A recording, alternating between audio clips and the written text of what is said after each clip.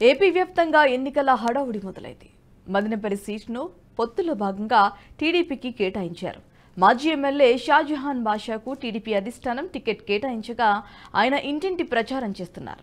తనను ఎమ్మెల్యేగా గెలిపిస్తే మదనపల్లిను టూరిజం, రెవెన్యూ హబ్గా తీర్చిదిద్దుతానంటున్న షాజహాన్ బాషాతో మా ప్రతినిధి Suresh face to face. Janasena, BJP, Telugu Desam ఉమ్మడి అభ్యర్థి షాజహాన్ బాషా గారు మదనపల్లిలో పోటీ చేస్తున్నారు. ఆయన లోకల్ గా ఆదరణ ఎలా ఉంది, ప్రజల నుంచి ఎటువంటి స్పందన వస్తుంది, ఆయన మాటలు అడిగి తెలుసుకునే ప్రయత్నం చేద్దాం. చాలా బాగుంది. ప్రజలు వైఎస్ఆర్సీపీ నాయకత్వంతో, వైఎస్ఆర్సీపీ పాలనలో పూర్తిగా వాళ్ళు అసలు జీర్ణించలేకపోతున్నారు. ఇది ఒక అరాచకమైన పరిపాలన. ఇక్కడ ప్రజా పరిపాలన కాదు, ప్రజా వ్యతిరేక పరిపాలన. ఇటువంటి వాళ్ళు ముఖ్యమంత్రి కావడం, ఎమ్మెల్యేలు కావడం వచ్చి ప్రజా కోర్టులో వీళ్ళు దోషులుగానే ఉండాలి. మదనపల్లిలో టమాటా రైతులు ఇటీవల భూ కబ్జాల గురించి గతంలో ఎప్పుడు లేని విధంగా మదనపల్లిలో ఈ మధ్య ఎక్కువ ఈ సంఘటనలు చోటు చూస్తున్నాయి. దీన్ని ఏ రకంగా? నేను దానికి పూర్తిగా ఖండిస్తున్నాను. నేను ఏమంటానంటే, ఎవరో ఉన్న మంత్రిలో, ఎంపీనో లే వాళ్ళ కుటుంబ సభ్యులు ఏదైనా మీరు భూ కబ్జాలు చేసేగైతే మీరు ఇరు వర్గాలు కూర్చోపెట్టి వాళ్ళ సమయంగా పాటించి వాళ్ళు ఉన్న సమస్యలు మాట్లాడి వాళ్ళకి ఏదో రూపాయి బదులు ఒక ₹1/2, 60 పైసలు, 70 పైసలు ఇస్తే సరే, వాళ్ళు ఏదో పోతే పోలే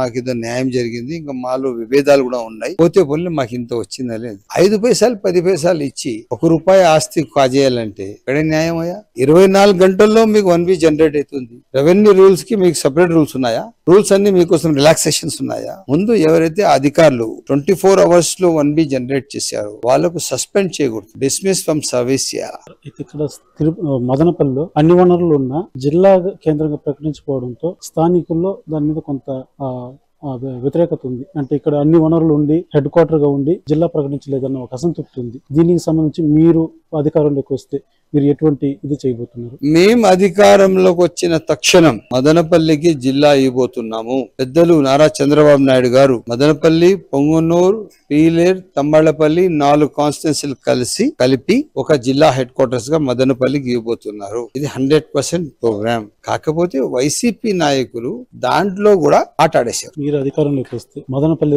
రూపురేఖలు ఏ విధంగా మార్చబోతున్నారు? అయితే ఇప్పుడు ఇక్కడ పారిశ్రామికంగా కావచ్చు అనేక ఏర్పాటు చేసేదానికి మార్గాలు ఉన్నాయి. మీరు వస్తే యువతకి ఎటువంటి ఉపాధి కల్పించేటువంటి మార్గాలు, వనరులు ఏర్పరచబోతున్నారు? నేను ఎమ్మెల్యే దేవుని దేవల్ల ప్రజల ఆశీర్వాదాలు అయిన తర్వాత పూర్తిగా ప్రజా పరిపాలన ఉంటుంది. నేను 5 సంవత్సరాలు గతంలో 2009 నుంచి 14 వరకు ఎమ్మెల్యేగా పనిచేసిన రోజుల్లో ఇక్కడ మీరైతే ఈ హాల్లో కూర్చున్నారు, ఈ హాలు ముందర రూములు, కింద ఉన్న హాలు, బయట వరండా మొత్తం నిండిపోయి ఇంకా బయట ప్రజలు ఉండేవాళ్ళు. నా ఇంట్లో నా ఒక్క బెడ్రూమ్ తప్ప నా డైనింగ్ హాల్ మొత్తం ప్రజలది. ఆ విధంగా ప్రజా పరిపాలన చేస్తాం కానీ ప్రజా వ్యతిరేక పరిపాలన చేయను. ఇది మదనపల్లిలో ఖచ్చితంగా 2024 ఎలక్షన్ లో ఖచ్చితంగా నేను అసెంబ్లీకి వెళ్తానని, మదనపల్లి ప్రజలకు అన్ని రకాలుగా అవసరమైన ప్రతి ఒక్క పని ప్రజాపాలనతో నేను కంప్లీట్ చేస్తానని ధీమా వ్యక్తం చేస్తున్నారు. ఇది మదనపల్లి నుంచి షాజహాన్ బాషా గారి నుంచి ఉన్నటువంటి సమాచారం. కెమెరామెన్ సాయితో సురేష్, NHTV, మదనపల్లి. ఈ వీడియో మీకు నచ్చినట్టయితే లైక్ చేయండి, 10 మందికి షేర్ చేయండి. అలాగే కామెంట్ల రూపంలో మీ అభిప్రాయాలను మాతో పంచుకోండి. Nationalist hub group of channels ను సబ్స్క్రైబ్ చేసుకుని తెలుగునాట జాతీయవాద జర్నలిజాన్ని ప్రోత్సహించండి. ఈ వీడియో కింద ఉన్న బెల్ ఐకాన్ పై క్లిక్ చేయడం మర్చిపోవద్దు.